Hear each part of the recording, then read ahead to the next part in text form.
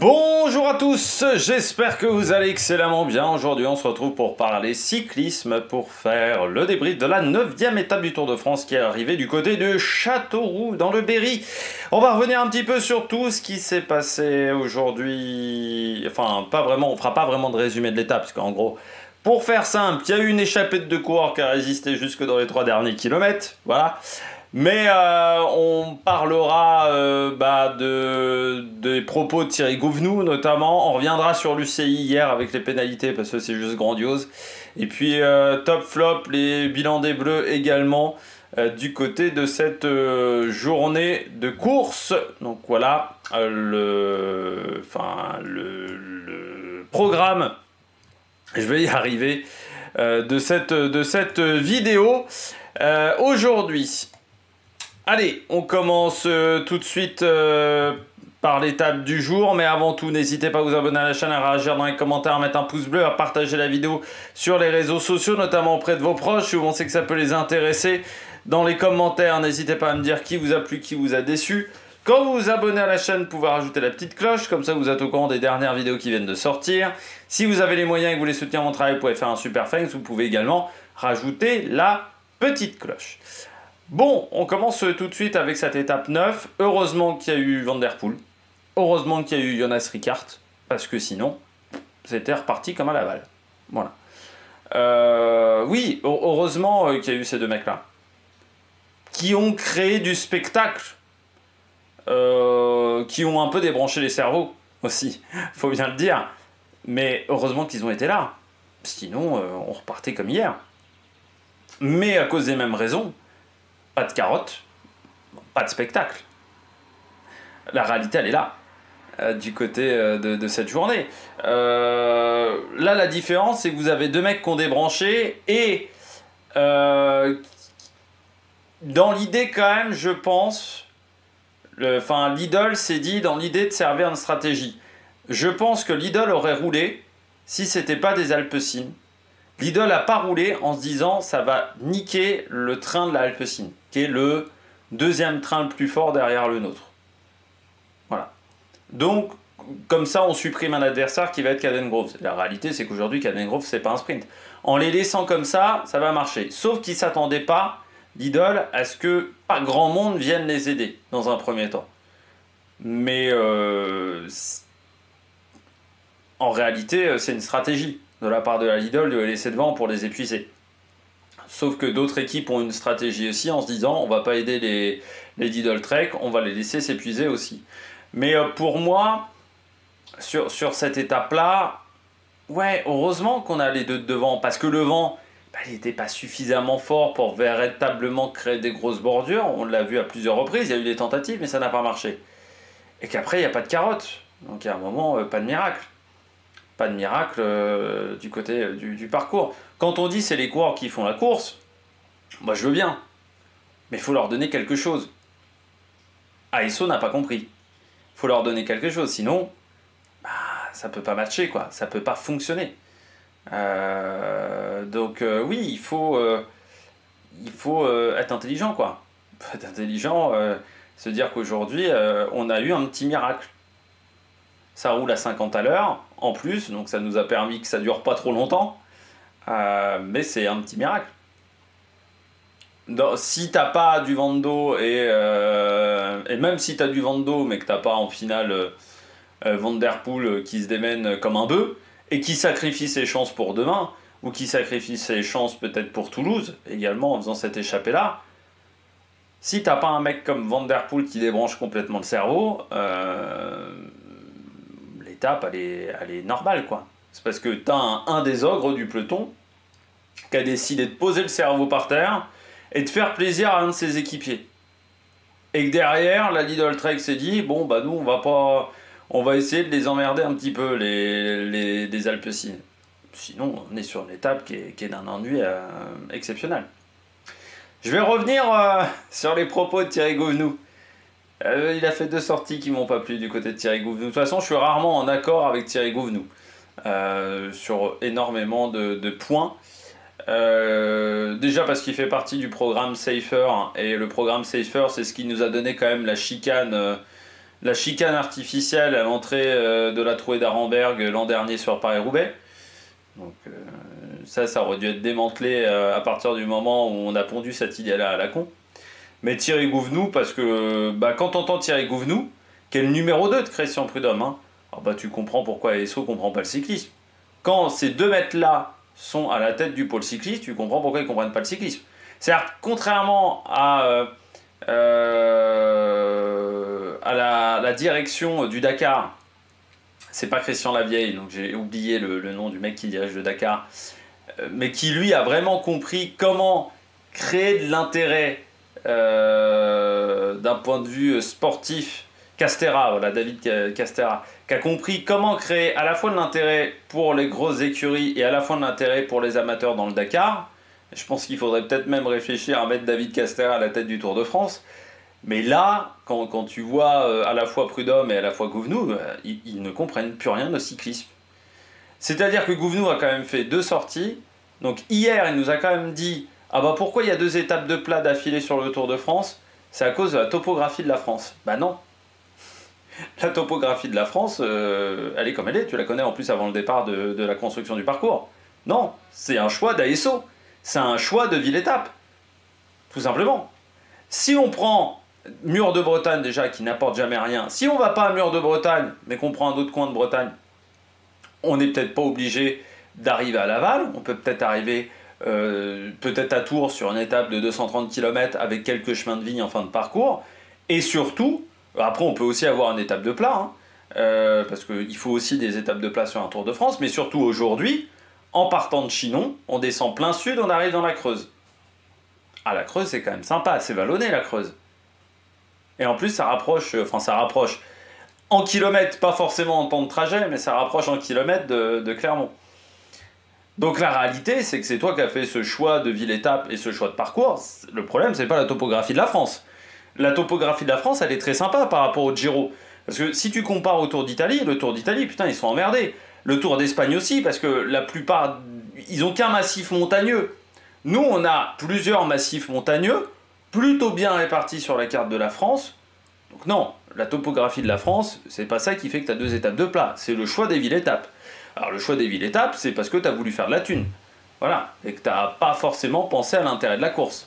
Parce que pour qu'on aille une 5e fois ou 6e fois à Mur de Bretagne, moi je me disais même, ils doivent être sympas, ils doivent être contents les habitants de Mur de Bretagne, de la ville du Mur de Bretagne, parce qu'une arrivée de Tour de France, ça coûte, alors je crois que c'est 250 000 balles, donc x 4 ou 5 sur 20 ans, c'est-à-dire qu'on a dépensé 1 million d'euros que pour accueillir une course de cyclisme. Hein. Les retombées, on est quand même au milieu du rien, donc je pense pas que c'est amélioré grandement l'économie locale. Alors peut-être que le boulanger a vendu plus de chocolatine le matin, mais on est quand même, on peut le dire, pas dans l'endroit le plus habité de Bretagne. Je me dis, c'est sympa, il y avait peut-être d'autres choses à payer à la place du Tour de France. Mais non, c'est un choix que tu as fait. Le choix d'aller de nouveau à Châteauroux, c'est un choix que tu as fait, Thierry Gouvenou, avec Christian Prudhomme. C'est pas la topographie de la France. Cette phrase-là, moi, je me suis dit, mais vraiment, ils se foutent de notre gueule. Vraiment, ils se foutent de la gueule. Deuxième sortie de Thierry Gouvenou, ce matin, où il dit, si on continue à avoir des étapes comme ça sur le Tour de France, comme hier à Laval, des étapes monotomes, les équipes de sprinteurs, en gros, elles vont le regretter parce qu'elles sont en train de scier la branche sur laquelle elles sont. Il y aura de moins en moins d'étapes pour sprinteurs. C'est déjà une phrase qu'il avait sortie. Il n'aime pas les étapes de sprint. Il l'a déjà dit plein de fois. Moi, mon problème sur le Tour de France, c'est pas qu'il y ait des étapes de sprint. C'est même pas qu'il y ait des étapes où il y ait moins d'intérêt sportif. C'est même pas qu'il y ait des étapes où ça roule plus lentement. Je comprends, on est sur une course de 3 semaines, on est sur une épreuve d'endurance. Moi, mon problème, c'est qu'hier, on n'avait aucun intérêt pendant l'étape. C'est-à-dire que moi, j'ai connu les années 2000, où même sur des étapes comme ça, pourtant on partait avec 10 jours de plat, hein, même sur des étapes comme ça, il y avait un peu de bagarre dans l'échappée. L'échappée n'était pas juste là pour aller d'un point A à un point B et essayer que le point B soit le plus proche de l'arrivée avant de se faire attraper. L'objectif de l'échappée pendant ces journées-là, c'était d'aller chercher les différents sprints intermédiaires, d'aller chercher les différents classements de la montagne. Il y avait du spectacle à tous ces endroits-là de la course. Tout simplement. Pourtant, on allait lentement. Il y a eu des étapes où on allait à 35 à l'heure. Hein. Mais on arrivait quand même à certains points clés de la journée à redonner du spectacle, à redonner un petit peu de choses, un petit peu de biscuit, voilà, pour les téléspectateurs. Là, hier, moi je me demande même si l'échappée, je sais que ça a donné l'idée à certains, mais hier, dans la voiture de direction de course, c'était Bruno Retailleau, Vendéen. Les deux mecs qui étaient à la tête du peloton, Vendée. Et on est dans les Pays de la Loire. Et c'est la seule équipe qui vient des Pays de la Loire.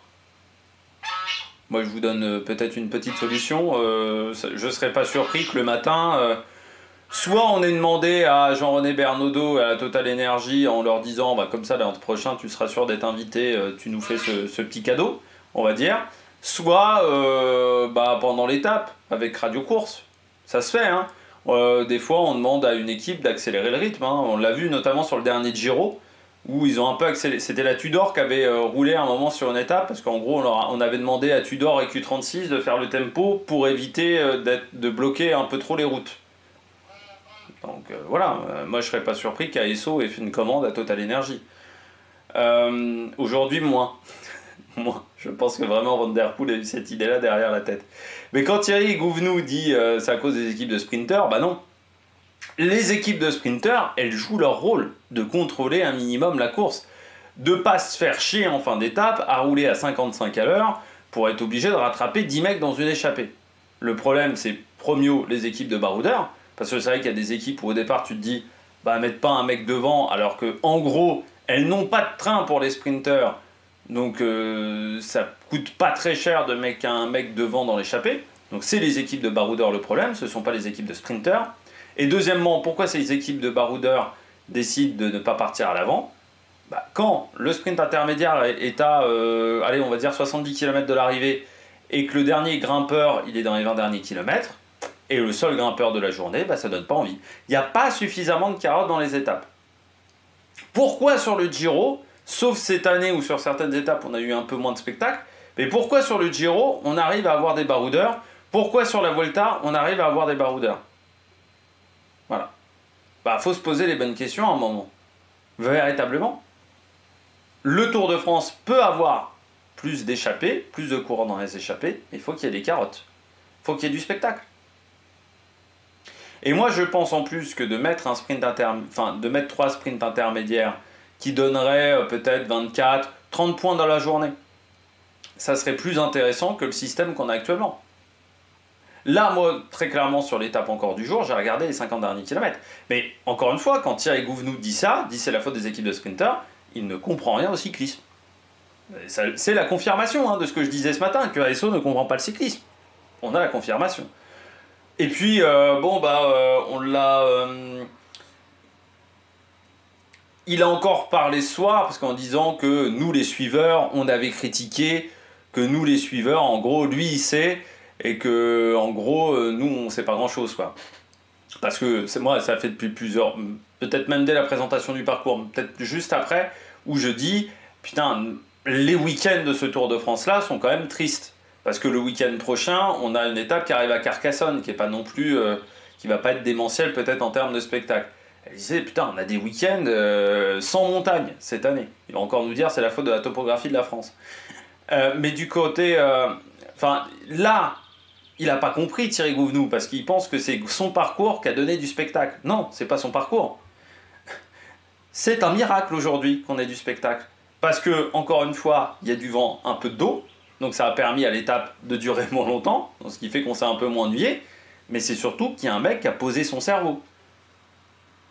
Van Der Poel, il n'est pas sur toutes les courses du calendrier. Heureusement qu'il y a eu Van Der Poel aujourd'hui qui a décidé de poser son cerveau et d'attaquer un peu dans tous les sens. Et peut-être de ne pas respecter le briefing du matin. Parce que sinon, c'est un ennui total. Faut vraiment qu'il comprenne ça un jour, Thierry Gouvenou. Mais je suis pas sûr qu'il soit suffisamment doté en termes de neurones pour comprendre ça de temps en temps. J'ai des gros doutes. Et quand on voit Christian Prudhomme, putain les mecs, vous ne comprenez plus rien au cyclisme. Il y a un moment, alors ils disent qu'ils regardent de temps en temps des courses de cyclisme. Bah, j'aimerais bien savoir lesquelles, hein. Mais ils doivent les regarder, mais pas activer leur cerveau à ce moment-là. Parce qu'ils devraient comprendre en 10 secondes pourquoi on n'a pas d'échappée. Le constat que je fais depuis 2-3 ans sur les étapes de plat, il n'est pas... j'ai pas 190 de QI, hein. il n'est pas venu de nulle part. Hein. J'ai pas entendu des voix à la Jeanne d'Arc. Non, je fais un constat. Un constat aujourd'hui. Je dis pas qu'on aurait des étapes avec que des échappées qui aillent au bout, où toutes les étapes rouleraient à 50 km/h, mais au moins, si tu as 3 sprints intermédiaires et 2-3 classements de la montagne, et que ces classements de la montagne de 4e catégorie, tu as au moins des points pour les 2 ou les 3 premiers, comme le système précédent, bah au moins il y a un peu de bagarre quoi, dans l'étape. Au moins il y a un peu de bagarre dans l'échappée. Là, il n'y a pas de bagarre dans l'échappée. Donc ça fait 2 jours qu'on a des dieux normands quand même en tête de course. Hein. Donc c'est bon, voilà. Mais bon, pour ça, il faut comprendre le cyclisme. Deuxièmement, l'UCI. Ah bah si l'UCI ne voulait pas être crédible, regardez la liste des pénalités hier. C'est exceptionnel, hein. Les pénalités hier, c'est grandiose. C'est grandiose, parce que moi j'avais dit hier soir, donc moi j'enregistre, il était 19h hier, parce que j'ai enregistré tard, c'est pour ça que la vidéo est arrivée à 21h15. Elle aurait pu être en ligne à 21h, mais il faut savoir que pour qu'elle soit en ligne à 21h, il faut que je programme la vidéo à 20h59. Et en gros, j'étais en train de mettre les tags et je m'en suis aperçu trop tard, donc il était 21h, donc trop tard pour mettre en ligne la vidéo, c'est pour ça qu'elle est arrivée en ligne à 21h15. Mais oui, l'UCI hier, c'est grandiose le communiqué de l'UCI. 10 points de pénalité au classement du maillot vert pour Milan. Aucun carton jaune, hein. Et je sais plus, 200 francs suisses, un truc comme ça. Alors, Van Poppel, que dalle. Ça, je trouve ça extraordinaire. Caden Groves, que dalle. Alors, eux, ils se prennent rien. Alors que bon, comment ça s'appelle en motocross quand on fait ça? C'est une sorte de pass and stop, un truc comme ça. Je sais plus comment on appelle ça en motocross, mais c'est ce qu'a fait Caden Groves dans l'un des ronds-points. Et Van Poppel, c'est exceptionnel. Et rien. Les deux n'ont rien. Et puis il y a aussi Dainese. Alors j'ai re-regardé le sprint parce qu'on m'a dit Dainese. J'avais un peu suivi son sprint, mais pas totalement. Et oui, j'ai re-regardé. Oui, Dainese, c'est aussi grandiose. Hein. Il y a des changements de cap qui sont assez exceptionnels. Mais de toute façon, il y en a 4 ou 5 au moins qui peuvent se prendre des cartons jaunes hier. Que dalle. Il n'y a pas une biscotte hier. Donc là encore, la cohérence des décisions de l'UCI est extraordinaire. Et par contre, il y a un mec qui s'est pris une pénalité hier, c'est Penouet. Parce qu'il serait resté trop longtemps dans le sillage de sa voiture. Je dis pourquoi pas. Par contre, hier, Tim Merlier qui revient en 2,5 km à l'arrière du peloton, s'il n'est pas resté dans le sillage de sa voiture, c'est Superman hein, quand même, Tim Merlier. Donc soit, alors vraiment, il faut quand même être stupide pour pas mettre quelqu'un et suivre Tim Merlier. Donc ça veut dire très clairement qu'il y a des équipes qui ne se font pas suivre par les commissaires de l'UCI et des équipes qui se font suivre. Et je pense qu'il y avait une caméra hélico, une caméra moto qu'on pouvait utiliser pour voir que Tim Merlier, je pense, est rentré dans les voitures. Vraiment, ça serait miraculeux qu'il ne soit pas rentré dans les voitures. Et donc, mettre ce type de pénalité-là, je trouve ça extraordinaire. En plus, il faut quand même rappeler qu'entre 8 bornes de l'arrivée et 5 bornes de l'arrivée, c'était quand même très sinueux. Dépasser les bagnoles était difficile. Hein. Donc, je trouve que la pénalité pour Penouet, elle est aussi extraordinaire. Enfin, et puis Arnaud Delis aussi qui s'est pris une amende parce qu'il a fait pipi devant le public, enfin pipi devant les caméras. Alors là aussi, les coureurs, à part s'ils pissent vraiment au milieu du public, mais c'est ce que disait aussi Audrey Cordorago parce que c'est un truc toutes les filles se prennent des amendes comme ça. Savoir que chez les filles c'est quand même très compliqué de pisser en pleine nature et d'enlever la combinaison. Et du côté des mecs, je suis désolé, mais des fois la caméra ne change pas de plan. C'est pas de leur faute que le caméraman moto et que le réalisateur soient des incompétents. Pas de leur faute qu'il y ait Anthony Forestier, quoi. Donc voilà, alors à part s'ils pissent vraiment en pleine ville, là oui, là faut mettre l'amende. Mais les 3/4 du temps, c'est juste parce que la caméra n'a pas changé d'angle de vue. Je trouve ça là aussi un peu fort de café du côté de l'UCI. Après... ASO UCI, j'ai envie de dire, c'est un peu même combat en termes de crédibilité ces derniers temps. Bon, on finit avec la note de l'étape. Moi, j'ai mis 13 sur 20. Pourquoi 13 sur 20 ? Le spectacle qu'ont proposé Ricard et Van Der Poel. Ce spectacle-là. Sinon, le reste, c'est une étape. Alors oui, il y a un peu de vent. Mais en gros, s'ils sont pas là tous les deux, c'est un 8. Aujourd'hui. Peut-être pas un 5, un 8 parce qu'il y a un peu les bordures, le petit vent de côté, mais c'est à ce niveau-là. Heureusement qu'ils ont été là. Et heureusement que contrairement à la veille, autant la veille on a senti que c'était un peu l'échappée fait à l'arrache, et dès le départ on sentait qu'il n'y avait aucune chance d'aller au bout, autant là on s'est dit à des moments peut-être que ça pourrait aller au bout. Mais heureusement qu'il y avait Van Der Poel et Rickaert, quoi. Sinon l'étape elle est nulle à chier encore. Donc 13 sur 20 pour des encouragements. Est-ce que des mecs partent en échappée, même s'il n'y a pas d'intérêt sur le papier? Sur un malentendu, on ne sait jamais, ça peut passer. Allez, on regarde tout de suite le bilan des Bleus. Le bilan des Bleus, en plus, bah, Penouette. Non, mais moi j'ai bien aimé déjà le travail de la Groupama. Alors certains vont dire, oui, ils ont servi d'idiot utile pour Milan et Merlier.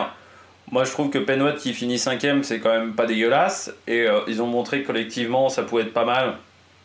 Et ça va peut-être leur donner de la confiance pour la suite de la course. De toute manière, très clairement, si Penouette gagnait une étape sur ce Tour de France, ça serait exceptionnel. Vu le niveau du coureur, il faut être raisonnable aussi de temps en temps. Par contre, il fait une belle place. C'est important aussi pour la Groupama parce que ils savent que le Tour de France cette année va être compliqué sans Gaudu, avec Guillaume Martin leader. Bon, certes, t'as Romain Grégoire, mais tu sais que c'est quand même une course qui va pas être évidente pour avoir de la visibilité. Or, tu as 2 sponsors français, donc tu es un peu dans l'obligation de faire quand même un minimum de résultats sur ce Tour de France. Cette 5ème place, il y a eu Lewis Husky également du côté de Lille. Ça va être pas mal. Puis comme disait Paul Penouette, on quitte un peu cette spirale négative. Depuis quelques jours, on avait... Romain Grégoire était un peu fatigué, on avait un peu du mal à se remettre dedans. Du côté de Penouette, moi je trouve qu'il fait un très bon sprint. L'équipe, vraiment collectivement, a été très intéressante. C'est eux quand même qui sont devant à 1 km de l'arrivée. Alors vous allez me dire, oui, ils font le travail pour la Lidl Trek. Oui, mais sauf que la Lidl Trek, il n'y avait plus personne. Merlier, il n'y avait plus personne.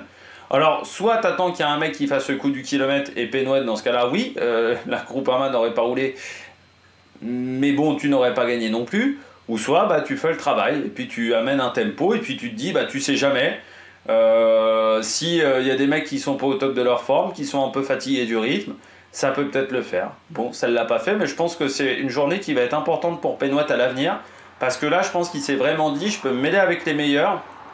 Et du côté de la Groupama, je pense qu'il a convaincu également ses équipiers en disant il peut se mêler avec les meilleurs, il peut faire un résultat, il peut battre quand même des coureurs.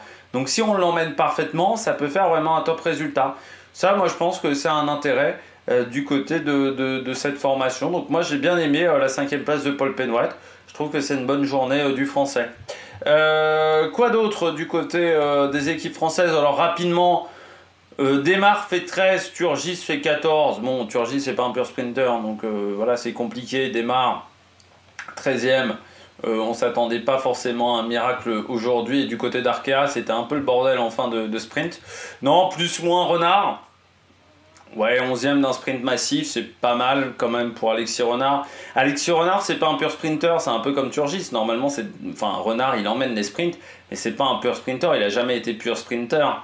Alexis Renard, donc réussir avec cette pointe de vitesse là, réussir à quasiment accrocher le top 10, je dirais que c'est pas mal. Et puis ça permet à Cofidis d'accrocher des points parce qu'ils en ont quand même pas marqué beaucoup sur cette première semaine, et il va falloir quand même accélérer le rythme du côté de l'équipe française. Par contre, en flop, Coquard, c'est vrai qu'hier j'avais trouvé que c'était vraiment intéressant du côté de Coquard, notamment dans son placement et dans la manière dont il avait utilisé la route Van Aert, même si à un moment il avait fait un mauvais choix. Là aujourd'hui, il a été complètement transparent du côté du coureur français.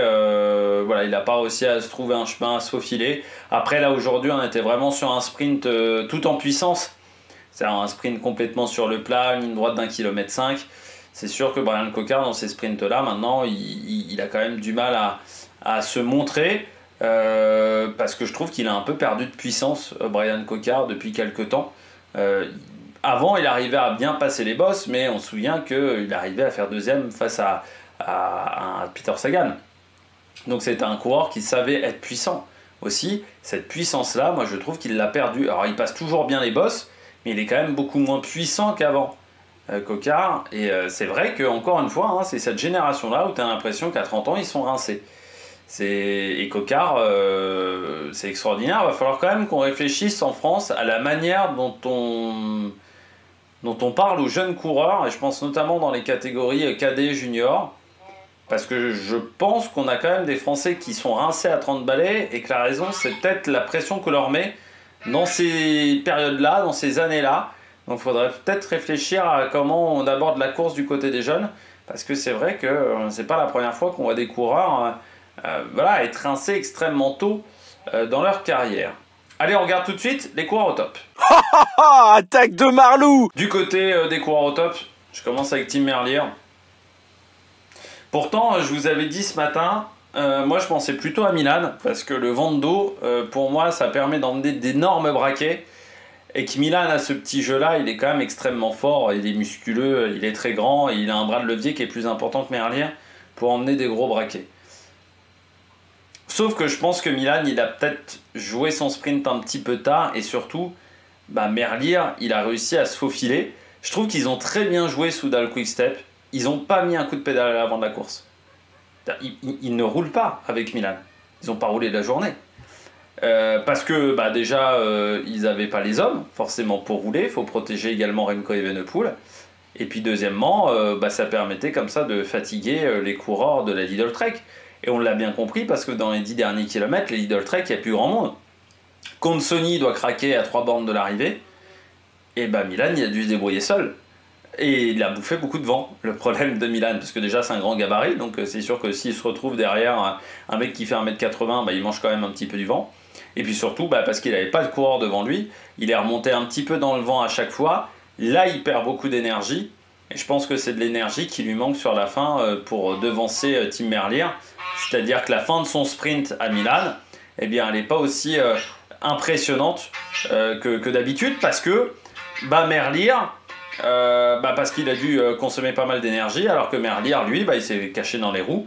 Et puis après, ça reste Merlier, c'est-à-dire dans le positionnement, il n'y a pas d'erreur.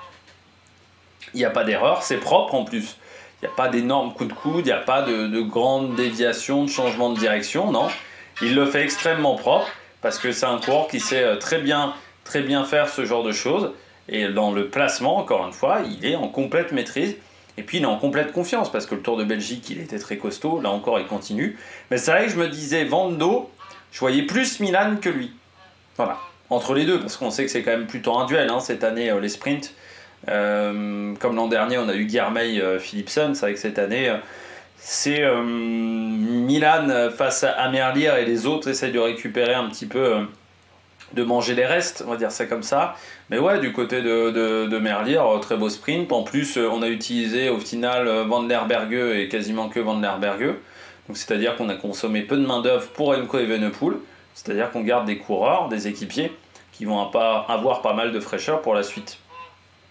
Deuxième coureur top, Delis.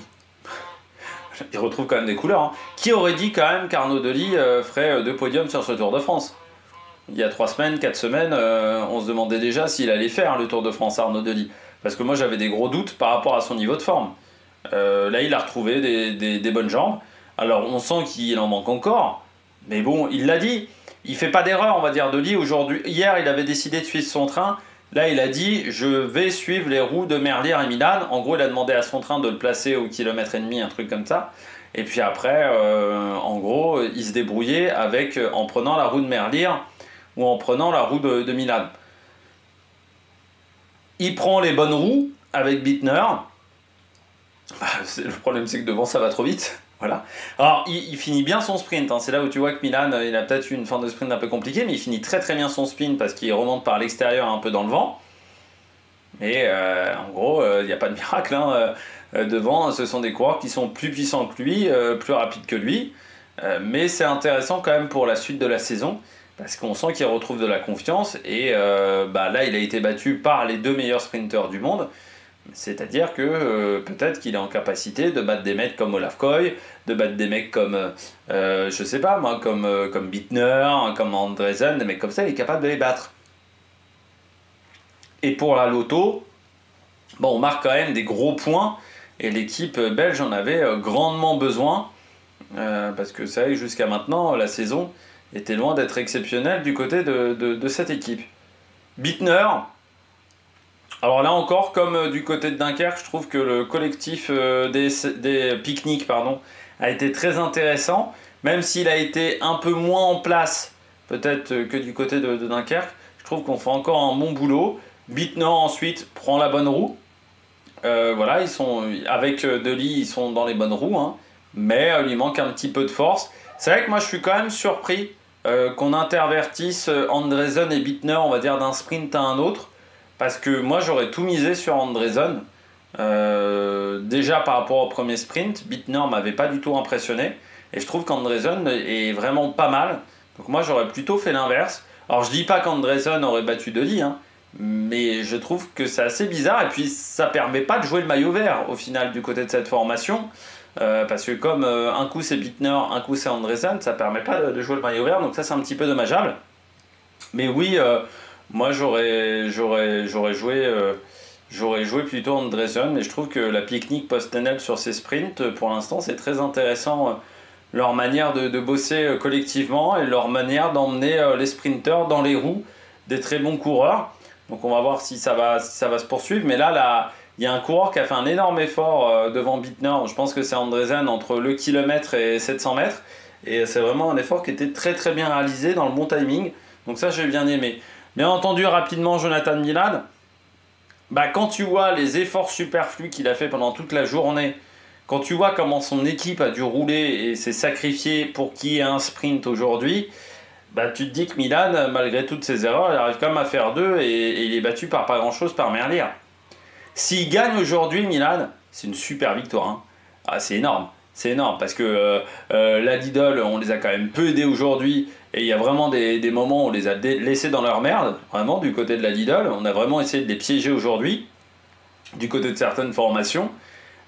Ils ont réussi quand même à amener le sprint jusqu'au bout. Et puis ils se retrouvent complètement seuls dans les 3 derniers kilomètres. Enfin, Consoni, il lâche super tôt. Super tôt. Et t'as plus ton poisson pilote, t'as plus personne pour t'emmener, tu te retrouves complètement seul. Il était complètement seul, Milan. Donc là, à partir de ce moment-là, pas de miracle, hein, j'ai envie de dire. Tu pries, tu serres les fesses, et il fait quand même deuxième. Et Merlier, il remonte vraiment sur la fin. C'est sur les 30-40 derniers mètres où ça a été compliqué du côté de Milan par rapport à Merlin, qui était aussi très fort aujourd'hui Merlier. Donc ça, voilà, c'est très costaud. Ça marque encore des gros points du côté du maillot vert. Donc ça, c'est quand même très intéressant du côté de Milan, même si on sait toujours que la menace Pogačar rôde. Pas très loin derrière, mais la menace Guermay, je pense, est un petit peu écartée pour le moment. Et puis bien entendu, la Alpecin. Déjà, il faut remercier la Alpecin pour plusieurs choses. Mais déjà pour l'échappée du jour et pour le spectacle sur cette étape. Donc on peut saluer Mathieu Van Der Poel et Rickaert. On peut saluer aussi le fait que Mathieu Van Der Poel n'ait pas hésité en interview, notamment d'après-course, à vraiment mettre en avant Jonas Rickaert et cette stratégie qui avait été imaginée la veille. Et puis on peut remercier la direction sportive de l'équipe de ne pas leur avoir dit mais vous êtes complètement fous, et de ne pas les avoir insultés dans l'oreillette, ou soit on les a insultés dans l'oreillette mais que les mecs n'aient pas craqué et aient suivi leur idée jusqu'au bout, d'amener du spectacle dans cette étape et puis de tenter le maximum. Ça m'a beaucoup fait penser à une étape dont on m'a fait rappeler l'an dernier, pas l'an dernier, hier, pardon, l'étape avec Alaphilippe et Martin. Je crois qu'on en avait parlé l'an dernier dans les parties histoire de cette étape-là, où il y a 2 ans. De cette étape où les deux partent en échappée à 2. Et en gros, dans la voiture de directeur sportif, on demande à Alaphilippe de rester dans le peloton, et lui il dit non, parce qu'il avait déjà du caractère en 2016, et avec Tony Martin, ils font leur job à 2, et puis il essaye de catapulter Tony Martin. Et là, c'était pareil du côté d'Alpecin. Peut-être qu'on a attaqué Van Der Poel dans tous les sens dans la bagnole, mais il n'a pas craqué. Ils ont été au bout de leur idée après le sprint intermédiaire. Donc l'objectif, oui, parce que là encore, ah oui, il fallait que je reparle de ça et puis j'ai oublié. Aujourd'hui, c'était Céline Rousseau à la tête de Vélo Club. Faut arrêter vraiment avec Céline Rousseau, hein. Quand Laurent Luyat est pas là, mettez Marion Rousse à la tête de Vélo Club. Voilà, vous mettez quelqu'un d'autre, mais pas Céline Rousseau. Elle ne connaît rien au cyclisme. Bon, voilà, et c'est quand même fou là aussi, hein. Ça fait depuis 4 ou 5 ans qu'elle présente les podiums. Alors cette année, elle présente quand même beaucoup moins les podiums d'après-course, mais qu'elle a de l'importance quand même dans le dispositif de France Télévisions. Or, elle n'y connaît rien, et puis elle veut rien faire pour s'y connaître en cyclisme. Parce que là, dire quand même... Alors l'objectif de Van Der Poel, c'était de reprendre le maillot vert. Et le maillot jaune. Non, de reprendre le maillot jaune. Bah non. Déjà le maillot vert, parce qu'il est beaucoup trop long en classement. par rapport à Milan. Et puis le maillot jaune, bah non, il n'y avait aucun intérêt à vouloir reprendre le maillot jaune aujourd'hui. Donc j'ai pas du tout compris, enfin voilà, Céline Rousseau ne connaît vraiment rien au cyclisme. Mais bravo, voilà, du côté de la Alpecin. Dommage, moi par contre, j'aurais fait monter les deux sur le podium. Mais ça, c'est les règlements du prix de la combativité qui est mal fichu. Moi, j'aurais fait monter les deux sur le podium. Rickaert et Van Der Poel, qui se partagent le prix à deux. Voilà, mais pour moi, c'est bien pour Rickaert, voilà, c'est un équipier, c'est joli, il y a une jolie histoire derrière, voilà, et en plus, il avait sa femme, je crois. Mais Van Der Poel aussi, il mérite d'être le combatif de la journée. Voilà, donc moi j'aurais mis les deux. Et puis si on parle de combatif, Zimmerman qui a quand même été bien épluché aujourd'hui et qui termine l'étape, Zimmerman, hein. Je vérifie quand même. Oui, il termine l'étape, mais voilà, Zimmerman qui finit l'étape alors que bon, il a été coupé dans tous les sens. Je pense que ça aussi c'est de la combativité, donc voilà, c'est toujours le problème avec le nom de ce prix. Je trouve que c'est le prix de l'animateur de la journée et pas de la combativité. Il faudrait redonner un nouveau nom à ce prix. Bon, on regarde tout de suite les bonnes et dames du jour. Les bonnes et dames du jour, bah, je commence avec la Tudor. Premièrement, je comprends pas pourquoi c'est eux qui aident en premier presque la Lidl. C'est-à-dire qu'ils ont décidé de rouler énormément aujourd'hui, alors que dans la réalité, Dainese, déjà il est bon en troisième semaine, Dainese, mais cette année il n'est pas exceptionnel. Quand même, Alberto Dainese, je trouve qu'il est moins bien que sur d'autres saisons. Donc pour moi, c'était pas eux de rouler foncièrement, mais bon, ils décident de rouler. Par contre, ensuite, il faut garder de la main-d'œuvre. Bon, ils arrivent encore à garder un petit peu de monde dans les 3-4 derniers kilomètres. Je dis ok. Par contre, là ça roule un peu dans tous les sens. C'est un bordel monumental dans le final du côté. T'as Trentin qui roule d'un côté, sauf qu'il sait pas du tout où est Dainese et je sais même pas s'il s'en préoccupe. T'as un autre coureur aussi à un moment qui fait un peu du grand n'importe quoi, tu sais. Ils sont complètement perdus dans le final. Ils roulent, ils dépensent énormément d'énergie pour pas grand chose. Parce que là, Julien Lafilippe, il a aussi pas mal roulé en tête de groupe. Enfin, t'as des mecs qui ont roulé aujourd'hui. Je me dis, c'était pas à eux, en fait. C'était pas à la Tudor foncièrement de rouler, de se mettre à l'avant du peloton. Ils ont mis beaucoup d'énergie pour placer Dainese. Enfin, par exemple, la Cofidis et la Groupama, ils mettent de l'énergie, mais dans les 5 derniers kilomètres. Ils mettent pas de l'énergie à 30 bornes de l'arrivée. Parce qu'ils n'avaient pas forcément le meilleur sprinter, donc c'était pas eux de rouler. Là, c'est quand même incroyable que la Tudor, qui n'a pas le meilleur sprinter du peloton, surtout cette année, décide de rouler comme ça autant à l'avant du peloton, alors que c'était pas eux de faire ce travail-là, et surtout après dans le final. Et pourtant, il y a du monde, hein. Il y a encore de l'énergie. Ils auraient pu faire un travail collectif comme la Groupama. La Groupama fait un très très beau travail collectif aujourd'hui dans les derniers kilomètres. Eux, ça part vraiment dans tous les sens et c'est un bordel sans nom. Enfin, Trentin, va falloir un peu lui tirer les oreilles parce que ça fait depuis plusieurs jours qu'il roule à la tête du peloton, sauf que Dainese n'est pas dans sa roue. Sauf que Dainese n'est pas bien placé à ce moment-là. Donc faut pas étirer le peloton, faut plutôt le ralentir le peloton à ce moment-là pour permettre à ton leader sprinter de remonter. Donc c'est le bordel un peu dans tous les sens, quoi. Du côté de la Tudor, on travaille pas bien collectivement. On devrait travailler mieux normalement dans cette formation et je trouve que il y a quand même pas mal de coureurs qui sont en train de se cramer. Et peut-être que la Tudor, ça sera l'équipe invisible à partir de la moitié de la deuxième semaine. Parce qu'on aura consommé tellement d'énergie pour protéger Dainese qu'on n'aura plus grand-chose pour la suite. Donc c'est un petit peu dommageable. Donc j'espère que du côté de cette formation, on va réussir à totalement rectifier le tir. Et que du côté de Cancellara et du côté des directeurs sportifs, on va un petit peu tirer sur les oreilles à la fin de la première semaine, parce que je trouve qu'on aurait pu faire mieux, voilà, du côté de cette équipe. Parce que je rappelle, certes c'est leur premier Tour de France, mais il ne faut pas les voir comme un petit poussé, et puis c'est leur troisième grand tour dans leur histoire. Ils ont déjà 2 Giro dans leur histoire Tudor. Donc il ne faudrait pas l'oublier, ça, du côté de cette équipe. Deuxième bonnet d'âne, Bora. Là, va falloir m'expliquer quelle était la stratégie du côté de la Bora. Si c'était pour que les deux sprintent, c'est raté.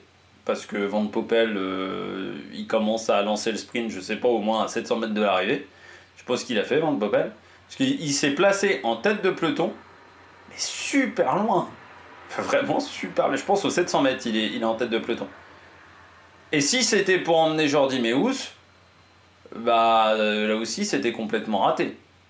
Parce que Van Poppel, il l'emmène correctement, mais quand il a le coureur dans la roue. Pas quand le coureur est en 15e position dans le peloton. Donc vraiment, j'ai pas compris quelle était la stratégie. Est-ce que la stratégie de départ, c'était d'emmener Jordi Meeus et qu'il a manqué de confiance, parce que c'est vrai qu'il n'avait pas sprinté hier, Jordi Meeus, et où il s'est complètement planté? Ou est-ce que c'était que les deux sprintent, et dans ce cas-là, Van Poppel, il ne faut pas qu'il soit en tête de groupe à 700 mètres de l'arrivée, parce que sinon, c'est un... Enfin, il ne peut pas tenir.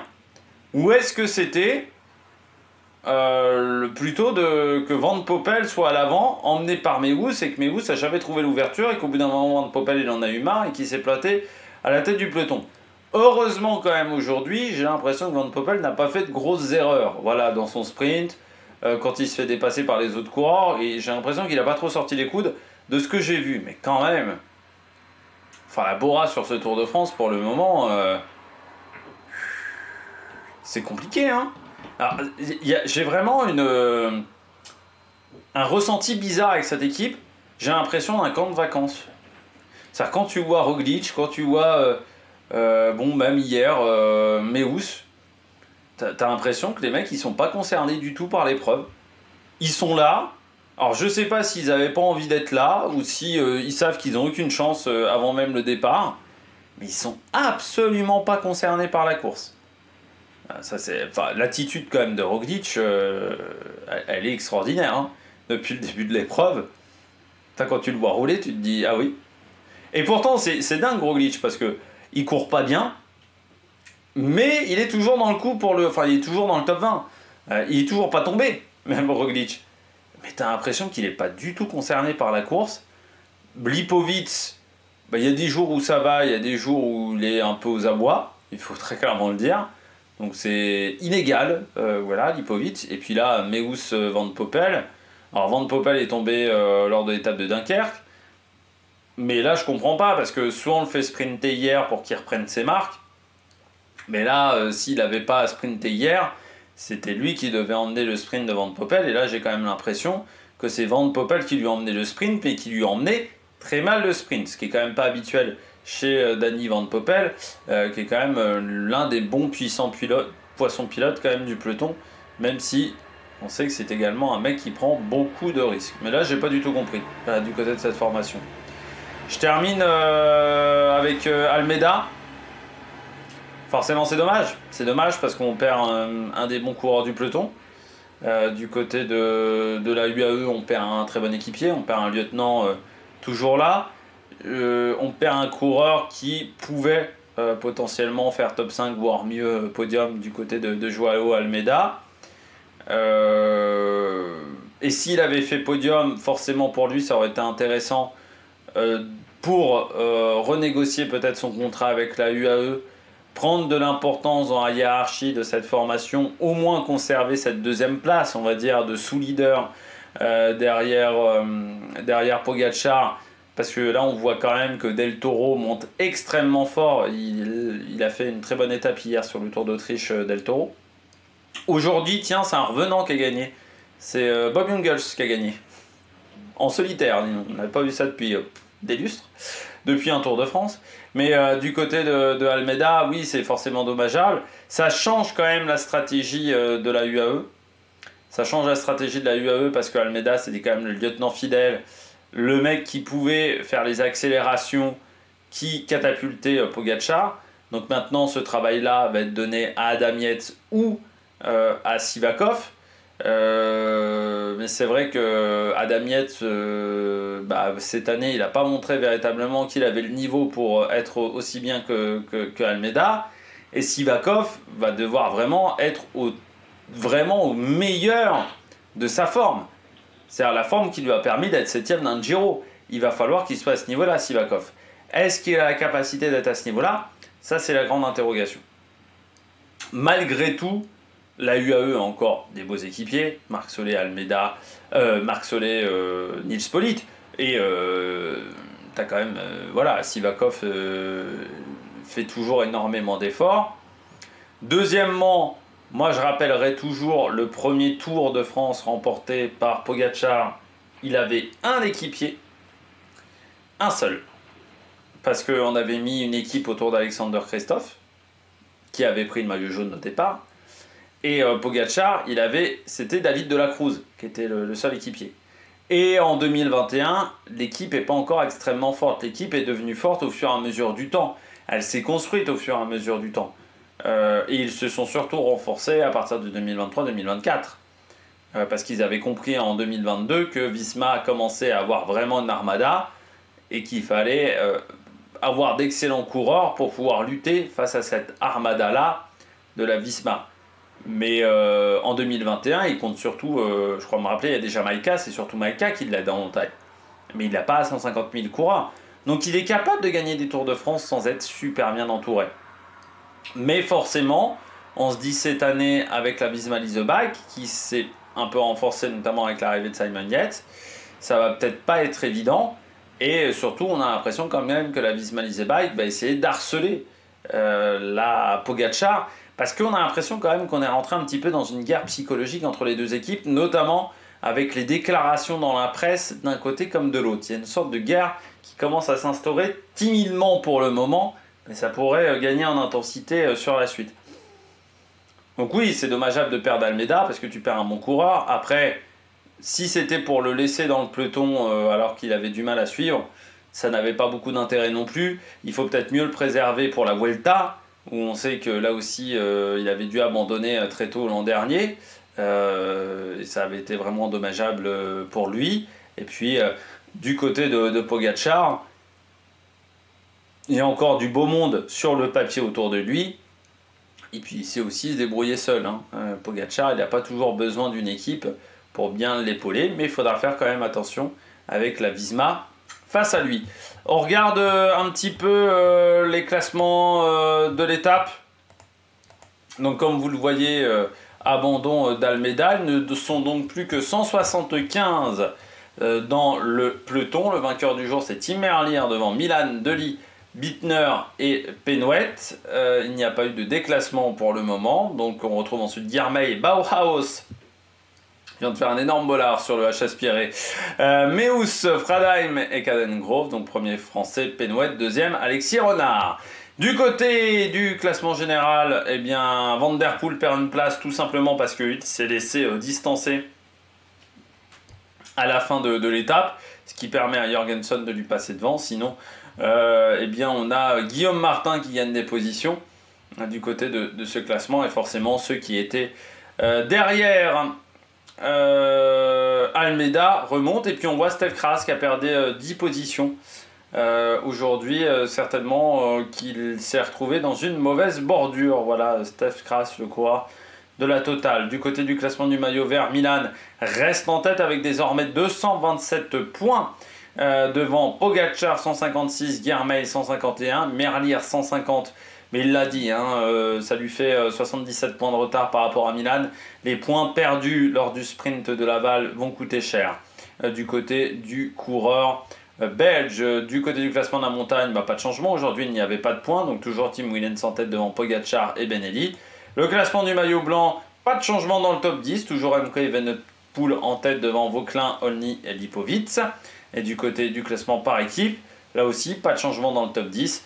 Visma, UAE, Groupama, Arkea, Decathlon qui complètent le top 5. Du côté du Tour d'Italie féminin, c'était la dernière étape aujourd'hui au Tour d'Imola. Ça a été un petit peu tristoun. Alors c'est dommage parce qu'on a vu une belle course jusque-là. Il y avait eu des rebondissements, des stratégies parfois un petit peu incohérentes. Bon, voilà, on s'était quand même amusé sur ce Tour d'Italie féminin. Et là, on va pas se mentir, il ne s'est pas passé grand-chose du côté de cette étape. On a eu une échappée avec Casasola. Il y avait également Léa Curigné qui ont été les deux qui ont résisté le plus dans cette échappée, qui est restée en tête 80 km. Et puis ensuite, dans les 20 derniers kilomètres, eh bien, dans le dernier tour, on va dire, ça s'est un petit peu excité, mais vraiment timidement. Et surtout, Marlène Reusser n'a jamais véritablement essayé d'attaquer Longo Borghini. Ce qui je trouve un petit peu dommageable. Je ne sais pas si elle avait abandonné ou si vraiment elle n'avait pas les jambes, parce que l'écart était assez faible ce matin. On savait qu'on pouvait se dire peut-être une tentative de Reusser, surtout qu'on était sur le parcours des championnats du monde, du côté des championnats du monde de 2020 autour d'Imola. Donc il y avait des choses à faire sur ce parcours. Et on n'a pas vu grand chose, ça a été très tristoun sur cette étape. Avec une Anna van der Breggen qui est partie sur la fin, mais qui n'était pas du tout la plus forte, suivie par Liane Lippert, qui s'impose une deuxième fois sur ce Tour d'Italie. Donc ce qui fait qu'elle rejoint également Sara Giganti. Et puis derrière, donc Marlène Reusser, qui était triste à l'arrivée. Elle était heureuse pour Liane Lippert. Et puis on a compris que 3 minutes après, elle était vraiment extrêmement triste d'avoir pas gagné la course devant Longo Borghini. Evita Music, par contre, qui finit très très bien la semaine. Donc ça, c'est quand même intéressant. Autant Juliette Labousse a été en difficulté, mais encore une fois aujourd'hui, mais Evita Music s'en sort extrêmement bien. Holmgren, c'est la seule qui a tenté, mais alors des attaques qui étaient un petit peu téléphonées, comme le disait Audrey Cordon-Rago, c'est-à-dire en tête du peloton. C'est pas forcément l'idée du siècle.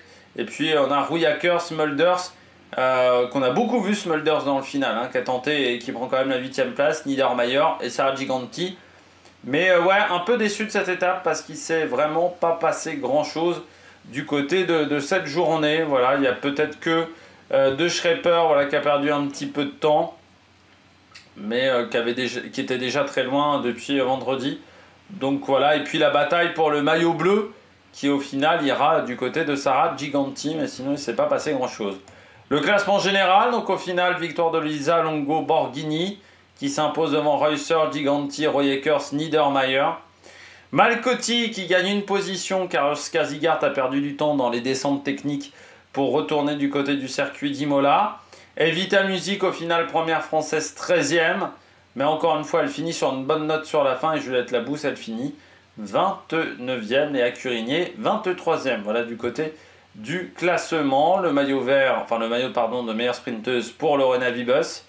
Ce maillot rouge, elle a fait beaucoup d'efforts aujourd'hui, Lorena Wiebes, notamment à 2 tours de l'arrivée pour revenir sur l'échappée de tête, puisqu'elle a fait partie à un moment de l'échappée.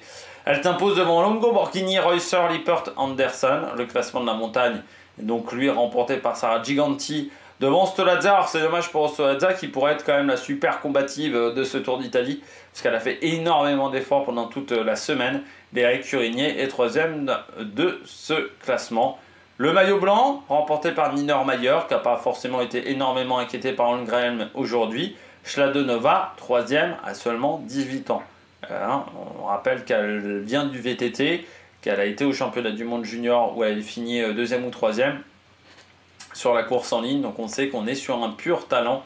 C'est pas pour rien que la Visma l'a recruté. Et puis du côté du classement par équipe, Edge Insurance qui s'impose devant la Deconinck, la Lidl, UAE, Team Visma et la FDJ Suez, première équipe française dans ce classement et qui était la seule équipe française présente sur cette épreuve. Eh bien, j'espère que vous avez aimé cette vidéo. Nous, on se retrouve demain matin 7h, présentation d'une très très belle étape, l'étape 10. On espère qu'il y aura du beau spectacle demain. Demain, 21h, le débrief de cette même étape pour le 14 juillet. D'ici là, n'hésitez pas à vous abonner à la chaîne, à réagir dans les commentaires, à mettre un pouce bleu. Allez, ciao ciao sur la Mérique Production.